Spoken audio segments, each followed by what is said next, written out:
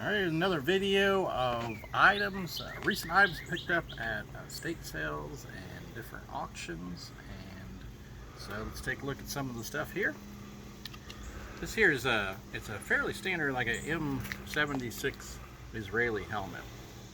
And they're not real rare. A lot of different countries use this type of helmet back in the late 70s into the mid 80s. But what made this one interesting was it actually had a tag in it for export company, the Sherwood Export Company, which was actually just part of the kind of a front for the CIA. And so this helmet would have been something that the CIA was sending to the contras down in Nicaragua. It's hard to see the tag, but it's got a date on it, 1979. So that's what makes that one kind of interesting, that the story behind it. And then picked up several of these different uniforms. I don't know if they're authentic ones from actual Vietnam War, or if they were something that might have been produced later. There's so much of this stuff out there that's being faked, and you look on eBay and you'll see just tons of this stuff. But they're all like North Vietnamese, NVA, People's Army of Vietnam, that kind of stuff, different uniforms. And then you got some of their camo pattern stuff. This one certainly does look like, I'd say it's probably, from the 60s or 70s. Some of them are just really hard to tell. I'd say more than likely they are original, but you just never know. Certainly a very small person. It's only like a 24-inch waist, 25-inch waist. And of course the kind of better known pajama, Viet Cong pajama sets, scarves they would wear.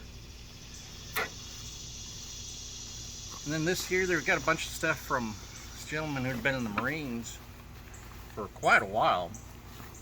If you've seen some of the other videos I've done, these reversible World War II frogskin shelter halves, where you got the jungle camo on one side, and then on the other side you've got the beach camo. And these shelter halves, really, it wasn't that long ago, 10 years ago, the shelter half, even in good shape, it would only be worth like $200, and now you'll see them on eBay and they'll be selling for up to $600. So something that's definitely gone up in value quite a bit. This was another thing from the same gentleman who was in the Marines. It's what I'd classify as a late Vietnam poncho liner. And one of the ways you can kind of tell it, even if it didn't have a tag, was the Vietnam era ones had this, what they call a center seam, where they would bring a couple of pieces of material together. And it was sometime, I think in the 70s, maybe late 70s, when they ceased to put the center seam on the shelter. Or not on the shelters, but the poncho liners. And this one here is from 1972. So like I said, kind of late Vietnam. There was a couple of more boonie hats that came from that same collection of kind of North Vietnamese, Viet Cong stuff. And then this, it certainly looks like authentic ERDL material from the 60s or 70s. And you would see photos of like SOG team guys wearing these. But when you look at the interior, and having this black material, certainly seems like it would be what would have been on the originals, but it just looks so clean. It makes me think that maybe somebody might have made this using vintage ERDL material and then just made themselves a hat more recently. So I don't know. This was another piece from the gentleman who had been in the Marines. I don't know if they just found a warehouse full of these after World War II was over, because they just don't seem to have much value. Like everything that has the kind of frog skin camo pattern seems to be really really been going up in value in recent years, but these, they just don't, you know, they'll stay in like that $20, $25. So it just makes me think that it's one of those things that when the war was ending, that they just found warehouses of these. But it was just kind of mosquito netting that you would fit over your helmet. Just a little Marine Corps cap from that same gentleman. And when he was in Vietnam, this was one of his jungle shirts.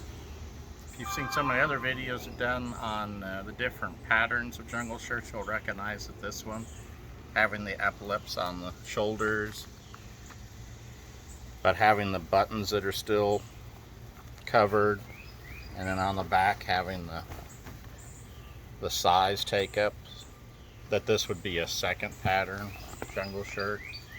So this was probably made in like 1965, maybe in 1966, fairly early on. And this was another one of the uniforms. This was just a, you know, a regular Vietnam era sateen shirt. And these were his, you know, another Frogskin Camo World War II stuff. This is a P44 reversible pants, herringbone.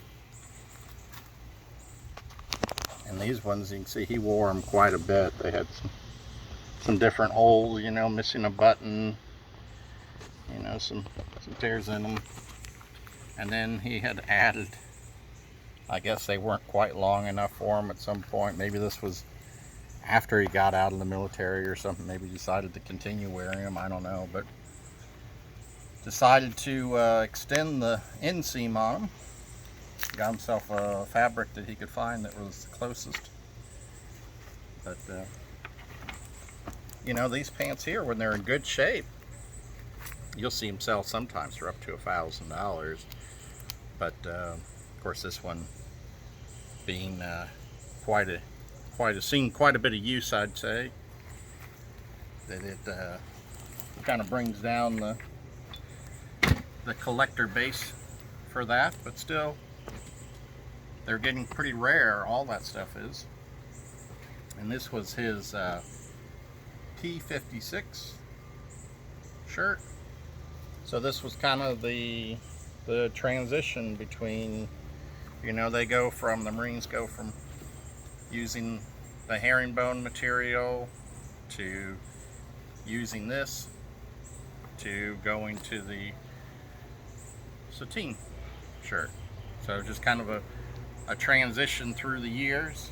Whereas this one here, I guess he didn't like having long sleeves, and so made a short sleeve. And this was just a pair of his sateen pants. Again, probably like late 60s, maybe mid 60s on these. And surprisingly, it wasn't that long ago that there just wasn't anybody interested in the sateen uniforms in general. And now you're seeing a lot of these people that see it as more of a fashion. You know, they just like the quality and the material and everything, and so you see a lot of people wearing these sateen pants just as daily clothing. So those uniforms are getting an extended life, I guess. And this was a pair of his ERDL pants from when he was in Vietnam. You know, just your standard. These ones I think are from 1968. And that about wraps it up. Just wanted to show you some of the recent finds at different estate sales and some auctions.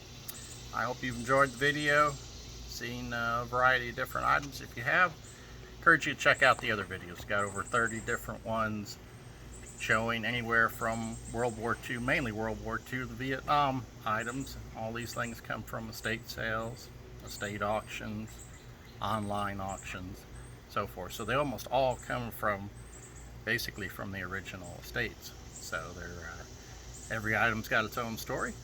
Like I said, I hope you've enjoyed the video. If you have, encourage you to subscribe and like the video, and thanks for watching.